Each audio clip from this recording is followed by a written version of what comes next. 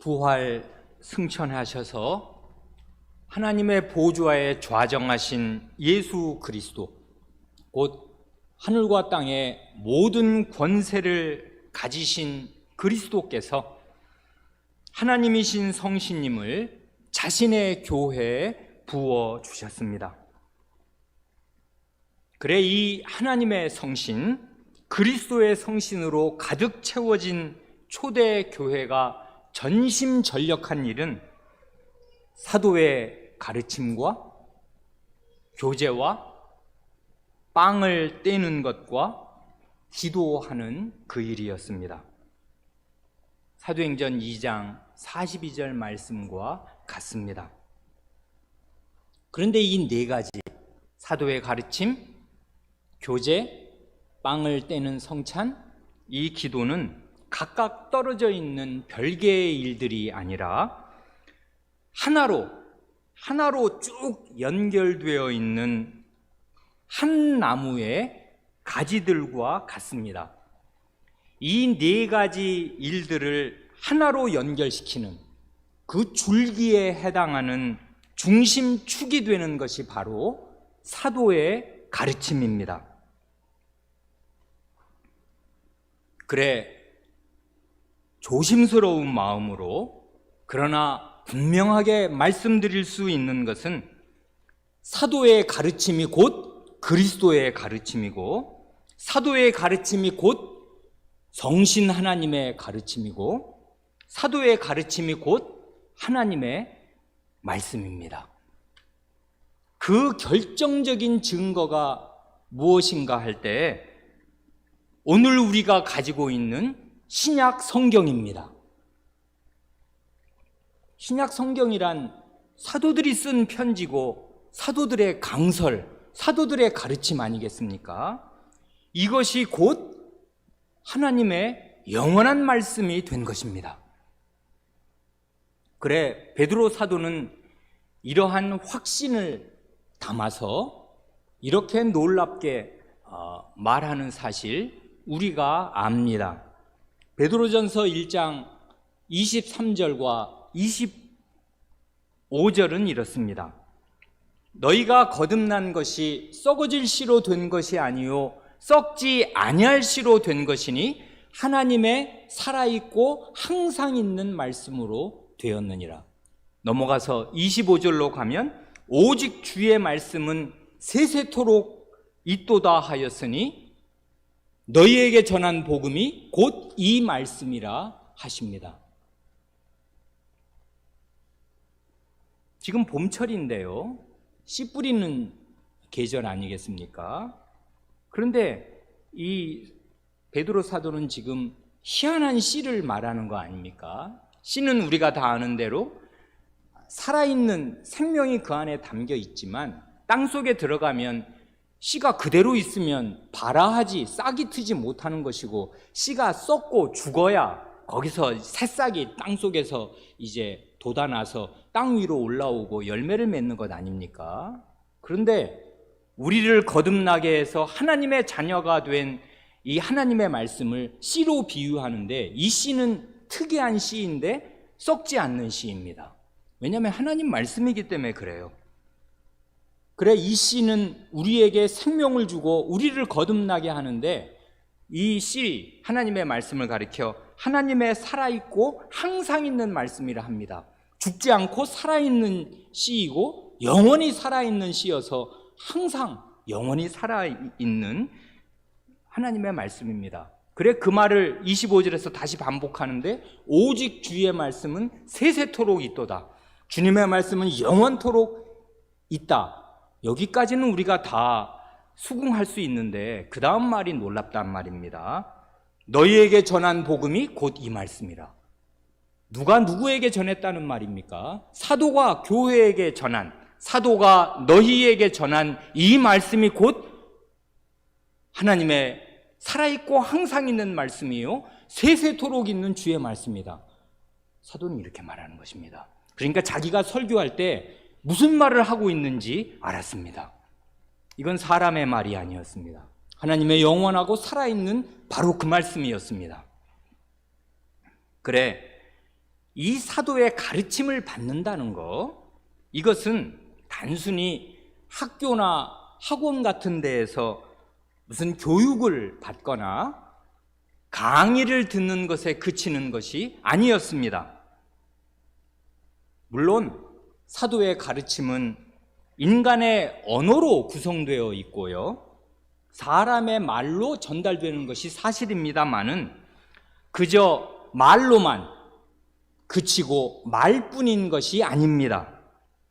왜 말뿐이 아니고 말로만 그치는 것이 아닌가 하면, 사도의 가르침은 살아계신 하나님께서 이제까지 행하여 오신 일, 곧 하나님의 구원 행위를 전달하는 것이기에 그렇습니다. 다시 말해서 사도의 가르침의 내용은 하나님께서 사람의 구원을 위해 영원 전부터 계획하시고 구약시대 내내 수천 년 동안 차근차근 준비해 오시다가 마침내 역사의 마지막 시기에 이르러 실행하신 중차대한 일들입니다. 곧 죄인을 죽음과 멸망에서 영원히 구원하시기 위해서 성부 하나님께서는 구약시대 내내 예고하여 오신 아드님을 실제로 내려보내셨고요, 아들 하나님께서는 하늘에서 땅으로 내려오셔서 그 귀한 피를 뿌리셨고요, 성신 하나님께서는 이 중대한 일들이 하나도 무산되지 않고 실제로 다 효과를 거두게 하시려고 하늘에서 역시 땅으로 내려오셔서 사도들을 쓰셔서 복음을 전하시고 그 복음을 신자의 마음속에 깨우치십니다. 이처럼 사도의 가르침의 배후에는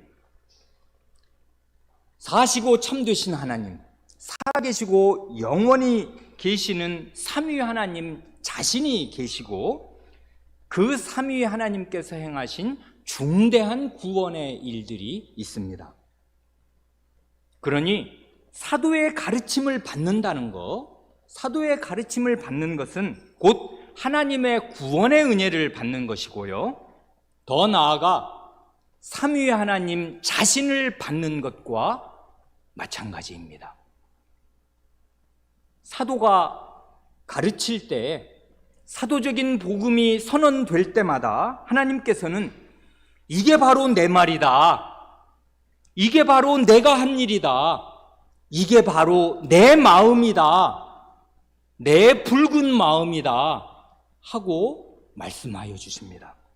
아니, 더 정확하게 표현한다면 하나님의 보좌에 앉으신 예수 그리스도 자신께서 성신 하나님을 보내시고 성신님으로 사도들을 충만하게 주장하시고 지배하시면서 사도들을 예수 그리스도 자신의 입과 혀로 쓰시면서 그리스도 자신의 복음을 자신이 친히 교회에 전하시는 것입니다.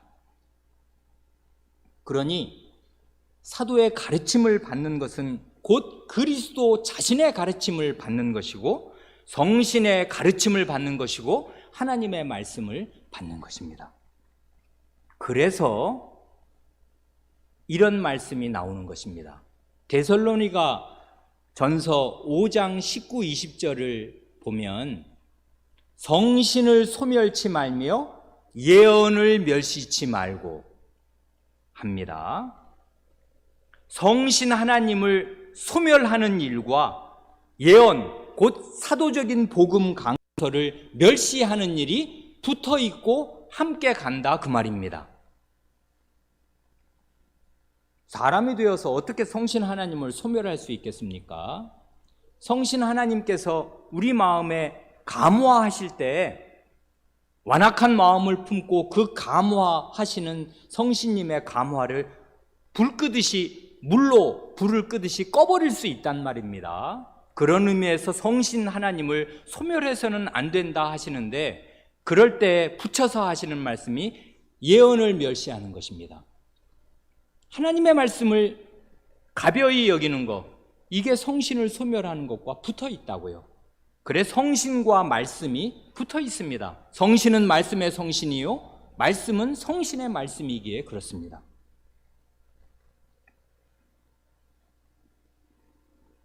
지난 시간에 사도의 가르침을 받는다는 것에 대하여 말씀드렸는데 그 말씀에 보충해서 좀 더 말씀드렸습니다. 오늘 사랑하는 성도 여러분들과 함께 살펴보기를 원하는 것은 이 사도의 가르침이 이 사도행전 2장 42절에서 바로 그 다음에 나오는 교제를 낳고 교제를 가능케 하는 원천이 된다 하는 사실입니다. 이미 말씀드렸는데요, 그 사도행전 2장 42절에서 우리 한글 번역 성경들은 대개 저희가 사도의 가르침을 받아 서로 교제하며 해서 서로 교제한다, 그래 서로라는 말을 넣었습니다마는 이건 성경에 없는 단어를 번역 과정에서 첨가한 것이라는 사실 이미 말씀드렸습니다. 왜 이 말씀을 굳이 드리는가 하면 교제야 물론 혼자 할 수가 없는 것이고요, 상대방이 있어서 서로 교제하는 것임에 틀림이 없겠습니다마는 우리말 번역대로 번역을 서로 교제하며 이렇게 해놓으면 흔히 우리의 생각이 어떤 식으로 고정되기가 쉬운가 하면 이 교제를 신자 상호간에 하는 교제로 국한해서 생각하기가 쉬운 것입니다.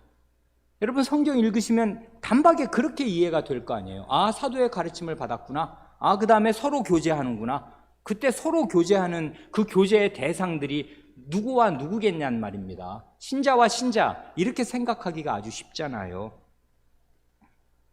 그래, 그런 오해를, 그게 무슨 대단히 틀린 생각이 아니겠습니다마는 그것만이 아니니까 이제 좀 더 하나님의 말씀 바르게 생각하시라 해서 서로라는 말은 원래 원문에 없으니까 빼고 읽어도 좋다, 차라리 빼고 읽으시라 하고 말씀드리는 것입니다.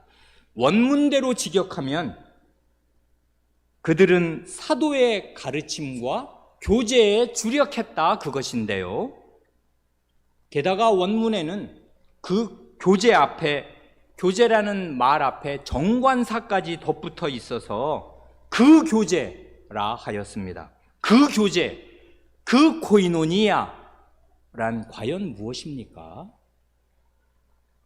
그 교제란 당연히 신자 성호 간에 나누는 친밀한 사귐을 포함하겠습니다마는 그 교제에는 이게 중요한 건데요, 신자 상호 간의 사귐을 아득히 뛰어넘는, 훨씬 초월하는, 훨씬 더 중요한 국면이 있는 사실을 놓치는 사람들이 많이 있는 것 같습니다. 그 교제를 성도의 교제라고 불러도 마찬가지인데요, 성도의 교제에서 가장 중요한 면, 핵심이 되는 면, 놓쳐서는 절대로 안 되는 면이 뭔가 하면 신자끼리 친밀한 사귐을 나누는 게 우선이 아니고 사도의 가르침을 통해서 하나님과 친밀한 교제를 나누는 게 우선입니다. 지금 방금 말씀드린 이 말씀의 요점은 두 가지인데요, 첫째는 사도의 가르침, 곧 하나님의 말씀이 성도의 교제를 낳고 그 교제를 거룩하게 유지시킨다 하는 그것이고요, 둘째는 성도의 교제의 핵심은 하나님과의 교제에 있다는 것입니다. 이 두 가지 요점을 다 놓치는 사람들이, 그런 사람들끼리 이루는 이른바 성도의 교제는 사람들의 친목 모임 수준을 결코 넘을 수 없을 것입니다. 이렇게 되면 아주 역설적인 모순에 떨어지게 되기가 아주 쉬운데요. 자기 생각대로, 자기식대로 성도의 교제를 강조하는 사람일수록 교회 안에 어떤 인간 관계에서 작은 상처를 받거나 자기 마음에 안 맞는 일들이 교회 안에 생기게 되면 교회 자체, 성도의 교제 자체를 떠나버리는 일들을 하기가 아주 쉽습니다. 모순이에요. 성도의 교제를 그토록 원한다는데 거룩한 보편적 교회, 곧 성도의 교제, 교회가 곧 성도의 교제인데 교회와 성도의 교제를 등지게 되는 것입니다. 모순이지요. 이게 자기 모순이란 말입니다. 왜 그런 것입니까? 이걸 우리 가운데 있는 어린 사람들도 이해할 수 있도록 아주 단순하게 표현한다면 성도의 교제가 문자 그대로, 성도의 교제란 거룩한 사람들의 교제 아니에요. 그러니까 성도의 교제가 문자 그대로 거룩한 사람들의 교제가 되려면 먼저 내가 하나님을 만나고 나서 하나님을 마음에 가득 모신 상태에서 다른 사람을 만나야 그 교제, 그 사귐이 거룩한 교제, 거룩한 사귐이 됩니다. 똑같은 말을 달리 표현하면 내가 다른 사람을 만날 때, 다른 사람과 이야기를 나눌 때 나와 그 사람 사이에 그리스도께서 항상 계셔서 내가 그리스도를 거쳐서 그 사람을 만나고 그리스도를 거쳐서 그 사람과 이야기를 나누어야 그 교제가 참된 성도의 교제가 됩니다. 우리가 주일 저녁에 배우는 웨스트민스터 신앙고백서의 용어로 이걸 표현한다면 중보자 그리스도께서 하나님과 나 사이에 계실 뿐만 아니라 나와 다른 사람 사이에도 항상 계셔야 하는 것입니다. 그래서 그 이름도 중보자입니다. 가운데 계시는 분, 하나님과 나와 사이에만 아니라 나와 다른 사람 사이에도 그리스도께서 항상 계셔야 돼요. 그리스도, 요즘에 젊은 사람들 하는 말로 하면 필터가 있지 않습니까? 그리스도로 필터링이 되지 않고서 그리스도를 거치지 않고 다른 죄인을 직접 만나면 어떻게 되는 것입니까? 그리스도 없이 죄인들끼리 직통 거래를 하면 어떻게 되는 것입니까? 좋을 때는 그야말로 광고 카피처럼 만나면 좋은 친구 같지만은 죄인은 본질상 그 본질이 자기중심적이고 이기적인 것 아니에요. 그래 결국 죄인이 그리스도 없이 그리스도를 사이에 모시지 않고 직통거래를 하게 되면 결국 모든 교제, 모든 사귐, 모든 인간관계는 죄로 얼룩지게 되고 죄로 말미암아 파괴됩니다.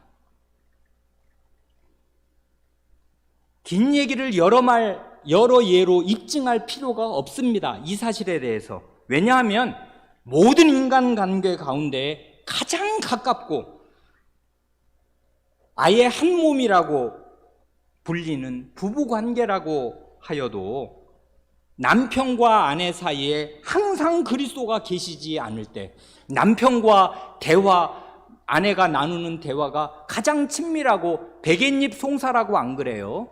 한 침대에 누워서 베개를 같이 베고 귓속에 나누는 그 다정한 말이 굉장히 친밀한 대화요, 친밀한 사귐에 틀림이 없지만 그 부부관계가 사도의 가르침에서 멀어질 때 얼마나 상처투성이로 전락하는지 여러분 자신들이 다 그 증인입니다. 한때는 자기들끼리 그렇게 좋아하고 말하자면 죽고 못 살아서 결혼에 꼴이 난 그 많은 사람들이 왜 그렇게 많이 이혼하고 갈라서는 것입니까? 죄인들끼리는 부부의 하나됨도 결단코 이룰 수 없는 것입니다. 그러니 이 죄인들이 드글드글 모인 교회에 와서 그리스도 없이 그리스도를 사이에 모시지 않고 무슨 교제, 무슨 친밀한 교제를 추구하고 원하는 것입니까? 불가능한 일을 꾀하는 거라고요.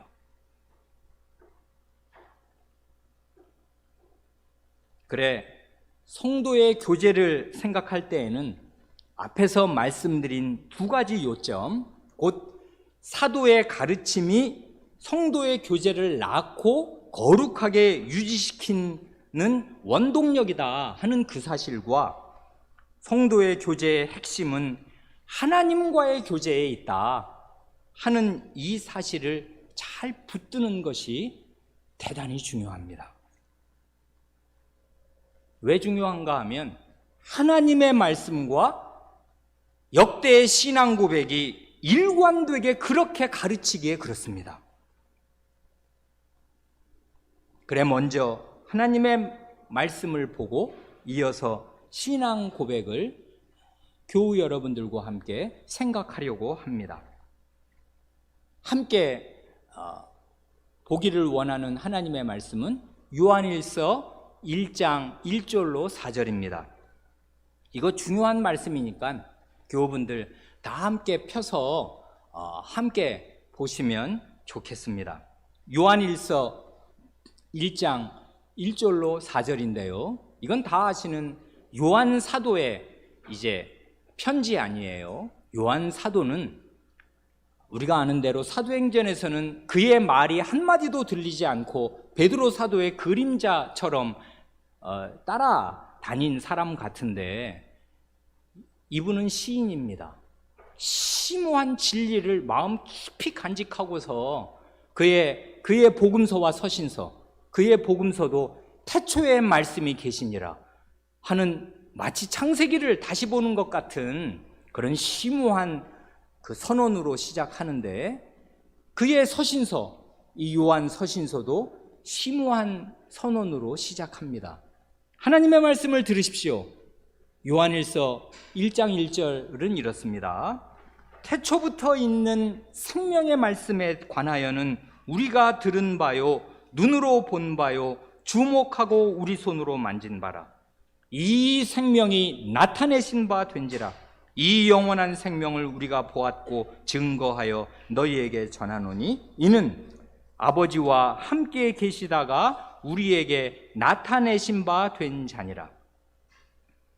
우리가 보고 들은 바를 너희에게도 전함은 너희로 우리와 사귐이 있게 하려 함이니 우리의 사귐은 아버지와 그 아들 예수 그리스도와 함께 함이라. 우리가 이것을 쓰면 우리의 기쁨이 충만케 하려 함이로라. 여기 예수 그리스도를 가리켜서 1절에서는 태초부터 있는 생명의 말씀, 그러니까 이건 영원한 생명의 말씀이라는 말과 사실상 같은 말이겠는데요. 태초부터 있는 영원한 생명의 말씀이라 하고 2절로 가면 생명이라고 하고 영원한 생명이라고 말합니다. 그러니 예수 그리스도께서 영원한 생명이신 것이 사실이라면은 그리스도가 없는 사람, 그리스도를 떠난 이 세상은 영원한 죽음이요, 영원한 멸망이 될 것입니다. 생명이 있어야 기쁨도 누리는 것 아니겠습니까? 그래, 생명은 과연 기쁨이요, 힘과 활력이요, 그런 반면에 죽음은 슬픔과 고통이요, 가장 무력하게 되는 것이요, 썩음을 당하여 벌레의 밥이 되는 수치입니다. 그래, 1절에 1, 2절의 그 생명과 4절의 기쁨은 하나입니다. 생명에서 기쁨이 나오는 거라고요. 그런데 중요한 것은 하나님께서 이 영원한 생명, 자신의 아드님을 사도들에게 나타내신 사실입니다. 그래 2절에서 나타내셨다. 수동태로 그리스도께서 나타내신 바 되셨다. 그걸 능동태로 바꾸면 하나님께서 그리스도를 우리에게, 사도들에게 나타내셨다는 말을 거듭하지 않습니까? 2절, 이 생명이 나타내신 바 된지라. 좀 더 가면 이 영원한 생명, 이는 우리에게 나타내신 바 된 자니라. 그러니까요, 그리스도는 인류 역사 내내 하나님 안에 감추어져 온 역사의 비밀이었는데, 드디어 이 역사의 마지막 시기에 하나님께서 나타내신 것입니다. 사실은 구약시대부터 하나님의 백성에게는 점진적으로 그리스도에 대해서 알려오신 것이 사실입니다마는, 실체이신 그리스도는 여전히 이 땅에 오시기 전까지는 감추어져 있었기에 그리스도의 말씀에 그러나 너희 눈은 봄으로 너희 귀는 들음으로 복이 있도다. 구약시대에 많은 선지자와 의인이 있었으되 지금 너희가 보는 것, 너희가 듣는 것을 보고자 하여도 보지 못하였고 듣고자 하여도 듣지 못하였다 하신 말씀과 같이, 구약시대에 그리스도가 완전히 감추어진 것이 아니요, 부분적으로 여러 모양과 여러 부분으로 하나님께서 살짝살짝 알려주신 것이 사실입니다마는, 실체이신 그리스도에 비하면 그건 그림자와 같아서 희미하였을 뿐입니다. 그래 그 그리스도가 이제 확연하게 햇빛처럼, 여명이 아니라 새벽 그 어슴푸레한 빛이 아니라 대낮의 햇빛처럼 밝히 나타나시게 되었습니다. 그 결과로, 근데 이건 중요한 게, 하나님께서 누구에게 이 그리스도를 나타내셨냐? 세상 모든 사람에게 다 나타내신 것이 아니요, 사도들에게 나타내셨습니다. 그래 그 결과 사도들은 이 영원한 생명을 보았고요, 자기 눈으로, 그리고 자기 귀로 그분의 말씀을 들었고요, 주목해서 자세히 관찰했고요, 손으로 만져보기까지 하였습니다. 말하자면 증인의 자격을 충분히 완전히 갖춘 것입니다. 그래 사도들은 본 게 있고 들은 게 있었습니다. 그리스도께서 행하시는 일들을 다 보았고 그리스도의 모든 말씀을 들었습니다. 그래서 그 다음 3절에 그 중요한 진술이 나오는 것입니다. 우리가 보고 들은 바를 너희에게도 전함은 너희로 우리와 사귐이 있게 함이니, 우리의 사귐은 아버지와 그 아들 예수 그리스도와 함께 함이라. 아멘. 여기 보면 우리와 너희가 나오지 않습니까? 자그마치 3세트가 나옵니다. 우리 너희 한 세트, 그 다음 세트는 너희 우리, 그 다음 마지막 3번째 세트는 종합하는 우리.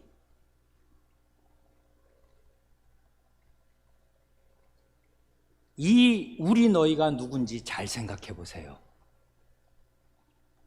처음 2번 나오는 우리 너희, 우리가 보고 들은 바를 너희에게도 전한다 할 때 우리 너희, 그래서 너희로 우리와 사귐이 있게 한다 할 때 우리는 누군가 하면 모를 수가 없이 사도들을 가리키는 것이고요, 너희는 누군가 하면 한마디로 교회인데, 이 편지를 받은 1차 독자들인 그 교회이고, 오늘 이 말씀을 사도의 가르침으로, 하나님의 말씀으로 읽고 있는 신자인 오늘 우리들입니다. 그러니까 여기 보면 우리와 너희가 나온단 말입니다. 그런데 그 3번째 우리의 사귐할 때 우리의 사귐의 그 우리는 누구일까? 그거 한번 잘 생각해 보십시오. 먼저 사도가 교회에 보고 들은 바를 전합니다. 본 것은 그리스도께서 행하신 일이요, 들은 것은 그리스도의 모든 말씀입니다. 이게 바로 사도의 가르침이라고요. 이렇게 전하고 가르치는 목적이 무엇입니까? 목적이 바로 성도의 교제입니다. 너희로 우리와 사귐이 있게 하려 함이니. 그거지 않습니까? 사도를 교회에 주셔서 교회는 자기가 보고 들은 것을 교회에 전하면 교회와 사도가 사귐을 갖게 돼요. 그래서 교회의 신자는 먼저 사도와 거룩한 사귐을 가집니다. 사도와 교회의 일치, 사도와 교회의 사귐과 교제, 여기에 거룩한 그 사귐이 있단 말입니다. 그런데 그 다음 말이 아주 묘미가 있잖아요. 여기 지금 두 세트를 넘어간 거 아시겠지요? 우리가 너희에게 전한다. 전하는 이유와 목적은 너희로 우리와 사귐이 있게 하려 함이라. 그 다음 말, 우리의 사귐은 아버지와 그 아들 예수 그리스도와 함께 함이라 할 때 맨 마지막에 세 번째 세트에 나오는 그 우리란 누구를 가리키겠습니까? 사도와 교회가 포함된, 왜냐하면 사도와 교회가 지금 사귐을 나누어서 하나가 되었잖아요. 한 교회를 이루었잖아요. 그래서 이제는 우리와 너희가 구분이 없어진, 다 합쳐진 우리입니다.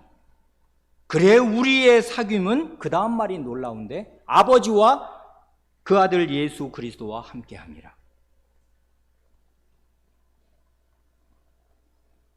이 성도의 교제, 우리의 사귐, 우리의 교제의 정수는 어디에 있는 것입니까?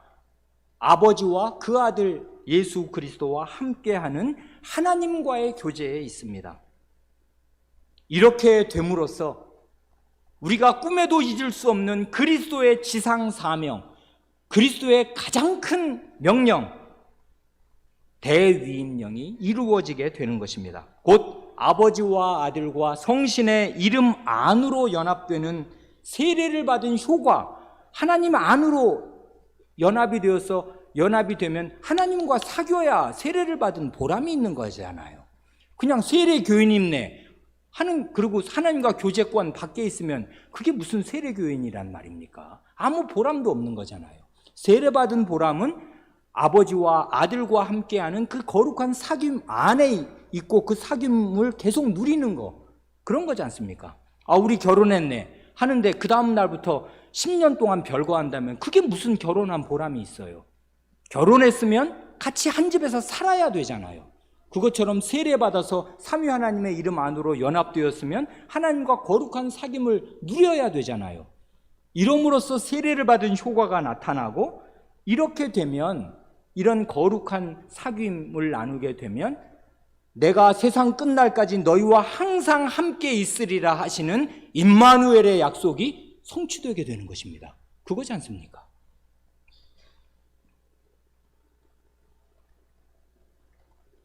그래, 요점은 두 가지라고요. 이 성도의 사귐의 요체가 뭔가? 사도의 가르침이 성도의 사귐을 낳지 않습니까? 지금 보면 우리가 보고 들은 것을 너희에게 전해야 된다고요. 사도의 가르침을 받아야 돼요. 그러면 사도와의 사귐 가운데 성도의 사귐이 탄생하는데, 성도의 사귐의 요체는 하나님과 그 아드님과 교제하는 데 있습니다. 이것이 영원한 생명입니다. 영생은 곧 하나님과 그의 보내신 자 예수 그리스도를 아는 것입니다.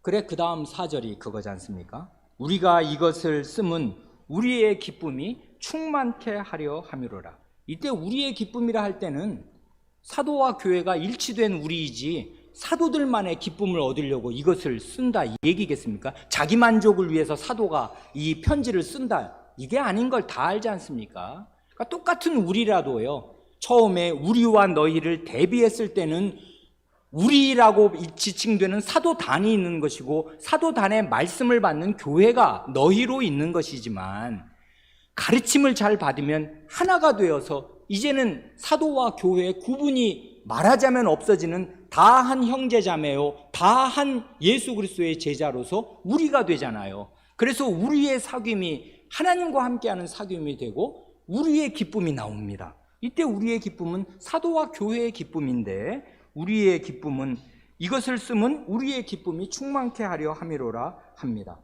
이런 교제, 하나님과 함께하는 교제, 사도의 가르침 위에 건설되고 사도의 가르침으로 유지되는 그 거룩한 교제에 기쁨이, 참된 기쁨이 있습니다. 이 기쁨은 하나님을 얻은 기쁨이요, 하나님과 함께하는 기쁨이요, 하나님을 누리는 기쁨이기에 온 세상을 얻는 것보다 더 나은 기쁨입니다. 고통과 죽음을 뛰어넘는 영원한 생명으로 가는 기쁨입니다. 여기 그래서 맨 처음에 태초부터 있는 영원한 생명에 대해서 선언했지 않습니까? 이러니 우리는 결단코 이 세상에서 죽음을 뛰어넘을 수가 없지 않습니까? 죽으면 다 끝이고 죽으면 너무나 극단적인 슬픔이 우리의 마음을 뒤덮는단 말입니다. 뭐가 죽음을 이기겠습니까? 그런데 태초부터 계신 생명의 말씀을 받아서 사도의 가르침으로 그리스도를 받아서 그리스도와 함께하는 교제를 이루게 되면 죽음을 뛰어넘는 영원한 기쁨, 영원한 생명을 얻어서 이런 복된 교제 가운데 거하게 되는 것입니다. 그러니 여기 보면 우리의 사귐, 이건 성도의 사귐인데 우리의 교제를 말하는데 희한하게 성도 상호간의, 신자 상호간의 교제는 한마디도 하지 않아요. 이상하지 않습니까?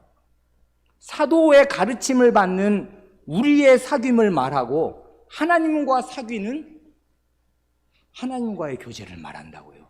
그러면 그게 성도들끼리는 서먹서먹해서 아주 서운하고 섭섭한 것인가 하면 기쁨이 충만한 교제가 탄생하는 것입니다. 이게 성도의 교제라고요. 사도의 가르침, 그 교제.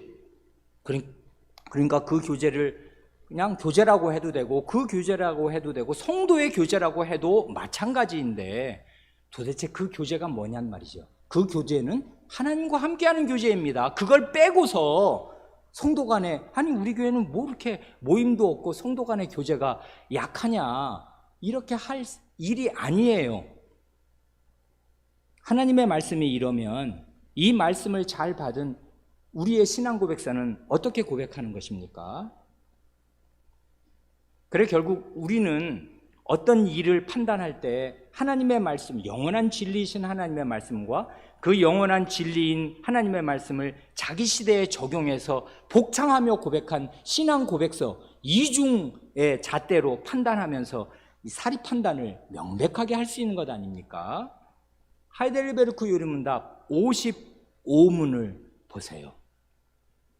이건 다 아시는 대로 하이델베르크 요리문답의 그 중간 부분은 사도신경의 12조문을 해설하면서 고백하는 거잖아요. 사도신경은 그리스도 교회 2000년의 역사에서 가장 보편적이고 만대 교회의 공통된 고백이니까 교인이라면 누구나 사도신경 위에 서서 사도신경을 고백해야 하는데 그 사도신경의 조항 중에 성부 하나님에 관한 조항 1조항, 성자 예수 그리스도에 관한 조항 6조항, 성신 하나님에 관한 조항 5조항, 1, 6, 5, 이 12조항으로 되어 있잖아요. 성신 하나님에 대해서 마지막으로 고백할 때 성신을 나는 믿사오며 거룩한 보편적 교회와 성도의 교제와, 이렇게 고백할 때 그 성도의 교제라는 말이 뭘 고백하는 거냐 하는 걸 하이델베르크 요리문답 55문은 이렇게 아름다운 말로 고백합니다.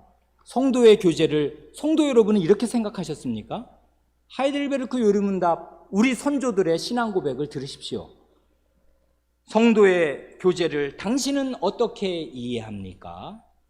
답은 첫째, 둘째 둘로 나누는데, 첫째, 신자는 모두 또한 각각 그리스도의 지체로서 주 그리스도와 교제하며 그의 모든 부요와 은사에 참여합니다. 이게 첫째고요. 둘째, 각 신자는 자기의 은사를 다른 지체의 유익과 복을 위하여 기꺼이 그리고 즐거이 사용할 의무가 있습니다. 이렇게 고백한다고요, 성도의 교제를. 그래, 답이 첫째, 둘째에서 두 가지인데요. 성도의 교제에서 첫째가 무언가 하면 주 그리스도와 교제하는 것입니다. 이건 완전히 성경 요한일서를 그대로 복창하는 내용이잖아요. 우리의 사귐은 아버지와 그 아들 예수 그리스도와 함께함이라. 성도의 교제는 주 그리스도와 함께하는 교제입니다. 그런데 여기 보면 모두 또한 각각, 교회적으로, 개인적으로, 그 말이겠습니다. 교회로 모일 때는 이렇게 함께 모여서 한 형제 자매로서 하나님과 거룩한 사귐을 가지는 이 예배에 참여하고 성도의 교제를 가지고, 또한 각각 개인 생활에서, 개인 집에서든지 가정 예배를 드릴 때든지 혼자서 성경을 읽고 기도할 때든지 주 그리스도와 모두 또한 각각 교회적으로 또한 개인적으로 교제합니다. 그리스도와 교제할 때 너무나 엄청난 일이 일어나는데, 그리스도의 모든 부요와 은사에 참여하게 됩니다. 이 말을 여러분 마음에 담을 수 있습니까? 이게 아파트 열채만 못합니까? 그리스도의 모든 부요와 은사, 이게 여러분 집값이 2배로 오른 것보다 약한 것입니까? 집이 없는 사람은 좌절해야 되는 내용입니까? 아니라고요. 너무나 엄청나고 너무나 기쁘고 너무나 든든해서 세상에 달리 부러울 것이 아무것도 없게 하는 진리가 아닐 수가 없습니다. 주 그리스도와 교제하면 그리스도의 모든 부요와 은사에 참여하게 됩니다. 그 교제는 혼인의 교제이기 때문에 그래요. 그리스도를 신랑으로 모시고 내가 신부니까 신랑의 재산이 다 내 것입니다. 그리스도가 만유를 상속받으면 만유가 다, 만물이 다 내 것이 될 것입니다. 새하늘과 새 땅 내 것입니다. 그리스도의 신부의 것이라고요. 모두 또한 각각 교회 전체적으로, 그리고 교회에 속한 신자 개개인의 지분이 그리스도의 지분과 같아요. 그리스도의 신부고 그리스도와 연합되어 있고 그리스도와 교제하니까. 이게 첫째입니다. 그렇게 되면 어떻게 되는가 할 때, 둘째로 각 신자가 자기의 은사를 다른 지체의 유익과 복을 위하여 기꺼이 그리고 즐거이 사용하게 됩니다. 이 하이델베르크 요리문답 55문을 가만히 복창하면서 묵상하고 또 묵상하면 흥미로운 사실들을 발견하게 됩니다.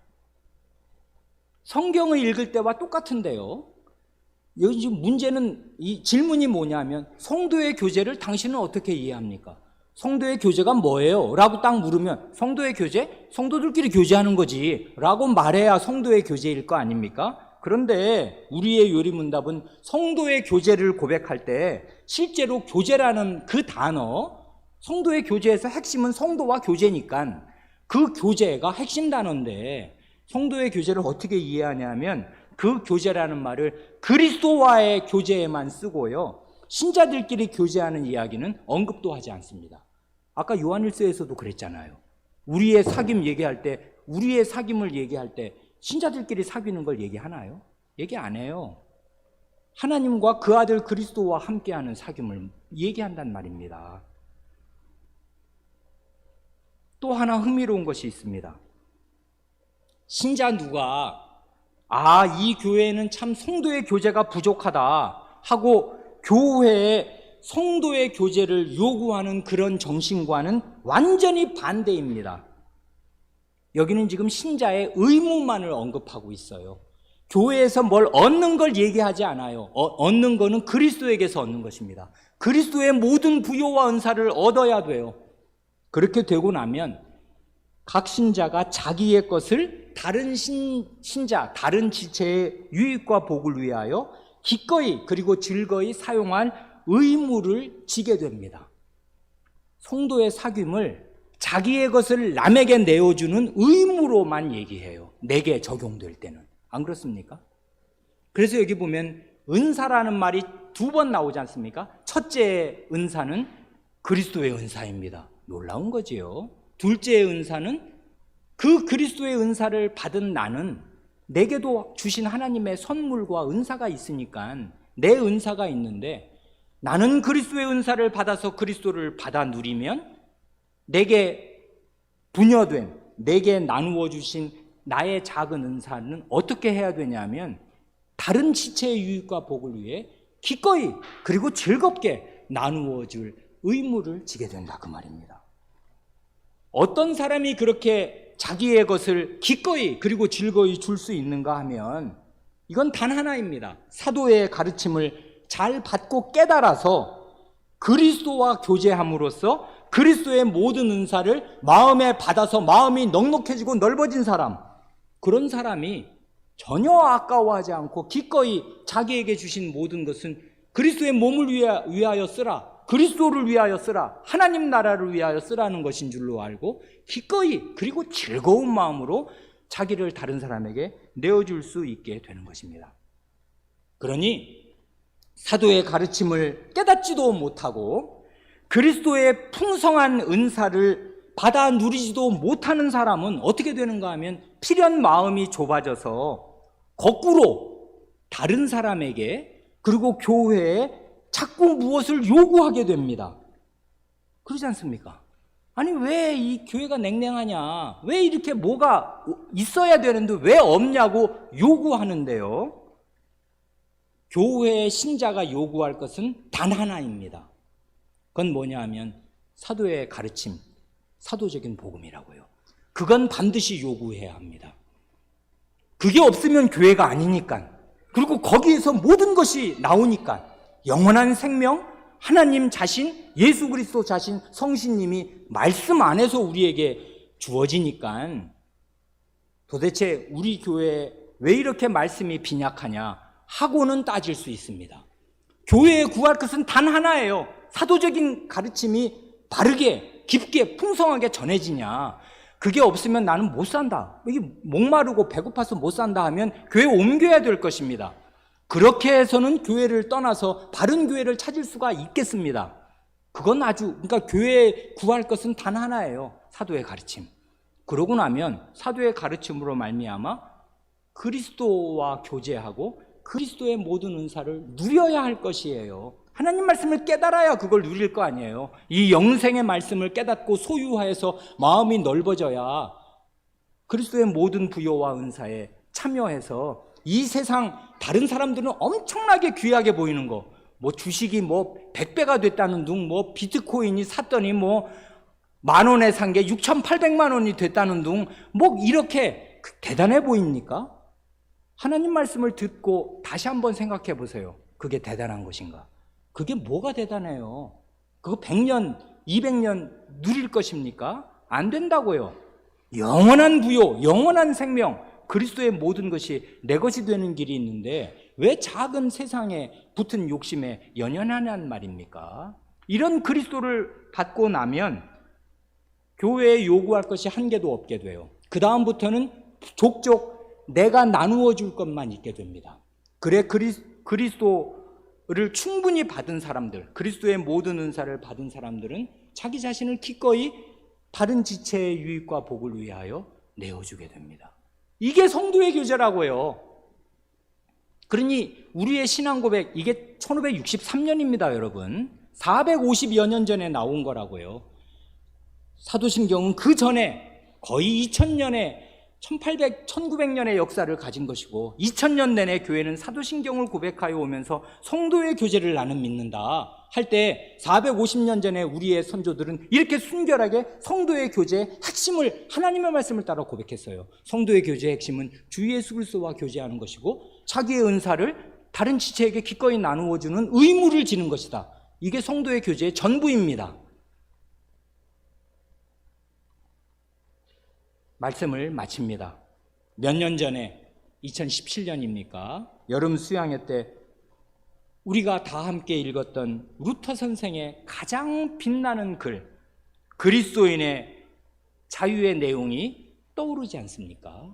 그리스도인의 그 자유, 그 짧고 빛나는 그 논문은 두 가지 명제로 요약되지 않습니까? 첫째 명제는 죄인이 그리스도를 믿어서 그리스도와 연합되어 그리스도의 신부가 되기만 하면 만물을 다 가진 만물의 주인이 된다. 주인선언, 그리스도로 말미암은 주인선언. 만물은 다 내 것이다. 만물의 주인이다 나는. 왜? 그리스도의 신부니까. 이게 믿음의 효능이다. 이게 첫째 명제고요. 둘째 명제는 그렇게 만물의 주인이 된 신자는 기꺼이 만인의 종이 되어 만인의 종으로 산다. 만인의 종된 선언, 주인 선언과 종의 선언, 이 역설, 이 절묘한 결합이 이게 그리스도인의 삶의 요체 아니에요. 이게 성도의 교제의 요체거든요. 그리스도를 다 받으면 만유의 주인이 되고, 그렇게 되는 사람은 필연 만인의 종으로 삽니다. 그래, 교회는 어떤 곳인가? 교회는 성도의 교제인데, 만인이 만인에게 종이 됨으로써 만인이 만인에게 섬김을 받는 세상 유일한 공동체, 세상 유일한 사회, 거룩한 사회, 그리스도의 섬김으로 모두가 모두에게 섬기는 노예가 되는 사회, 그럼으로써 모든 사람이 주인 대접을 받는 사회, 그게 성도의 교제이고 교회입니다. 뒤집으면 안 돼요. 교회에 왜 성도의 교제가 없냐고 요구할 수가 없어요. 그리스도를 받아. 그래서 그리스도를 당신 삶에서 내놓아. 이게 성도의 교제입니다. 그러면 우리의 교제에 기쁨이 충만할 것입니다. 기도드리시겠습니다.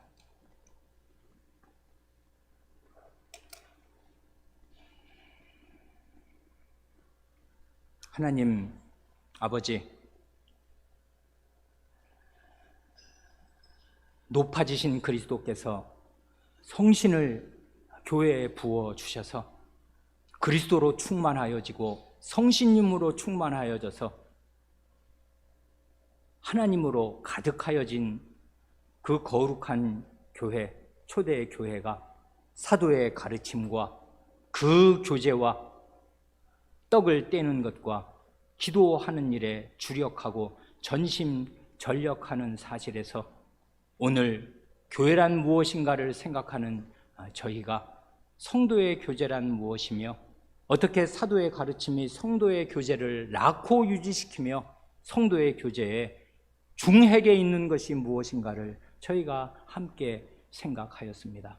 하나님의 말씀과 신앙 고백의 내용이 저희 마음에 흐르게 하여 주셔서 성도의 교제를 바르게 이해하고 깨닫고 힘쓰게 하여 주셔서 저희 교회가 성도의 교제가 없는 냉랭한 교회, 모래알과 같은 교회, 각계에 약진하는 그런 공동체, 이름뿐인 공동체가 되지 않고 예수 그리스도로 충만하여지고 그 모든 부요와 은사에 참여한 사람들이 다 모두 또한 각각 생겨나서 풍성한 기쁨과 풍성한 은사를 서로 나누고 서로 섬기는 참된 성도의 교제를 이룩할 수 있게 하여 주시기를 구합니다. 죄인인 저희는 이런 참된 성도의 교제에 근접할 수도 없고 저희의 상처받은 가정 관계와 부부 관계와 부모 자식 관계와 형제 자매 간의 관계, 교우들 간에 주고받는 상처들이 저희의 죄와 연약함을 숨길 수 없이 드러내오나 하나님의 진리의 말씀으로 마음을 씻고 기도로 거룩하게 되어서 이 성도의 교제의 본질에 점점 더 나아가게 하시고 성도의 교제를 말미암아 저희의 마음에 기쁨이 가득하게 하여 주시기를 구합니다. 우리 구주 예수님의 이름으로 기도합니다. 아멘.